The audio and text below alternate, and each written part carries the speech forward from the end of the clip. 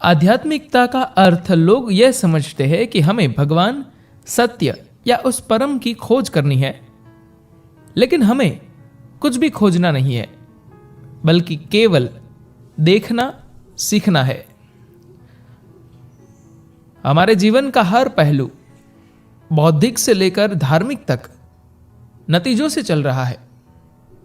यही आज की सबसे बड़ी समस्या बन गई है। जब मैं आध्यात्मिक यात्रा को एक खोज के तौर पर देखने की बात करता हूं, तो लोगों की तत्काल धारणा यही बनती है कि मैं उन्हें भगवान की खोज करने के लिए प्रोत्साहित कर रहा हूं। लेकिन भगवान भी तो एक नतीजा ही है। उम्र के उस दौर में जब हमारे ऊपर आसानी से किसी चीज का असर पड़ सकता है, हमारे भीतर नतीजों के लिए जुनून भर दिया जाता है। जब मैं बड़ा हो रहा था, तब मैं हर चीज पर संदेह करता था। 5 साल की उम्र में अपने परिवार के साथ मंदिर जाने पर भी मेरे मन में कई तरह के सवाल उठते थे, जैसे भगवान कौन है, वह कहाँ है, क्या वह ऊपर रहता है, वह ऊपर कहाँ है। तो इन सवालों और संदेहों की वजह से मैंने कभी मंदिर में प्रवेश नहीं किया। इसका नतीजा था कि मेरे माता पिता मुझे बाहर चप्पलों की निगरानी करने वाले के पास छोड़ जाते। वो मुझे बड़ी दुष्टता से अपनी पकड़ में थामे रखता था। उसे पता था कि अगर उसने दूसरी ओर देखा तो मैं भाग जाऊंगा। उम्र बढ़ने के बाद मैंने देखा कि मंदिर से आने वालों की तुलना में रेस्टोरेंट से बाहर आने वाले लोगों के चेहरे पर ज्यादा खुशी झलकती थी। इस बात ने मुझे उलझा दिया। शंकालु होने पर भी मैंने कभी उस शब्द के साथ भी अपनी पहचान नहीं जोड़ी। मेरे पास बहुत सारे सवाल थे, पर मुझे कभी नतीजे निकालने की जरूरत महसूस नहीं हुई। मुझे बहुत पहले ही एहसास हो गया था कि मैं किसी भी चीज के बारे में कुछ नहीं जानता, जिसका मतलब था कि मुझे हर चीज पर पूरा ध्यान नहीं देना होगा। मैं किसी पानी के गिलास, पत्ते और यहां तक कि अंधकार को भी अंतहीन समय तक निहार सकता था।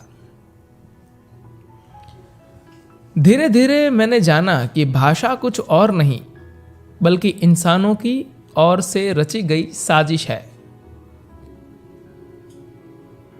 जब कोई बोलता तो मैं देखता कि वह कुछ आवाजें निकाल रहा है और मैं उसके अर्थ निकाल रहा हूं।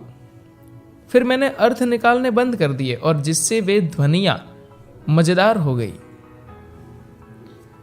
मैं उनके मुख से निकलने वाले ढांचों को देख सकता था।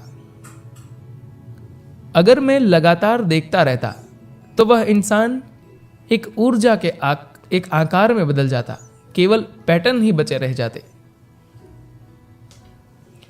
जब मेरी आंखें खुली रहती तो हर चीज मुझे लुभाती, लेकिन हैरानी की बात यह थी कि आंखें बंद करने पर ऐसा और भी ज्यादा था जो मेरा ध्यान अपनी ओर खींचता था। हमारा शरीर की नब्ज का चलना, अंगों का काम करना, भीतरी ऊर्जा की गति, सारी शरीर रचना कैसी संतुलन में सदी है आदि। मैंने पाया कि सारी सीमाएं केवल बाहरी जगत के लिए है। मैं अपने यह या वह होने के एक सादे से उत्तर पर आने की बजाय यह देख रहा था कि अगर मैं चाहता तो मैं कुछ भी हो सकता था। यहां तक कि मैं की निश्चितता भी ढह गई थी। इस अभ्यास ने मुझे पिघला दिया। मैं एक अनिश्चित प्राणी बन गया। इस सीमा रहित अज्ञान की अवस्था में कोई भी चीज मेरा ध्यान अपनी ओर खींच सकती थी। इस तरह मेरे पिता, जो एक डॉक्टर थे, परेशान हो गए। उनका मानना था कि मुझे मानसिक चिकित्सा की जरूरत है। ये बात मुझे हमेशा अजीब लगती थी कि संसार मैं नहीं जानता कि विशाल अवस्था को क्यों नहीं जानता। जो लोग इस अवस्था को मान्यताओं और विश्वासों से नष्ट कर देते हैं, वे भूल जाते हैं कि मैं नहीं जानता एक भव्य द्वार है, जानने का एकमात्र द्वार। बिना उद्देश्य के देखने की काबिलियत दुनिया से खत्म होती जा रही है। हर कोई एक मानसिक जीव की तरह हर चीज को एक मतलब देना चाहता है। आध्यात्मिकता का अर्थ यह नहीं कि हमें भगवान, सत्य या उस परम की खोज करनी है। यह हमारे बोध को बढ़ाने से जुड़ी है। इस तरह आपकी देखने की क्षमता बढ़ती है। मैंने अपने जीवन में कभी किसी चीज की तलाश नहीं की और मेरे जीवन का प्रयास यही रहा है कि लोगों को यह सिखाया जाए कि देखा कैसे जाए। अगर आप सही मायनों में आध्यात्मिकता को जानना चाहते हो तो किसी चीज को मत खोइए, केवल देखना सीखिए। धन्यवाद।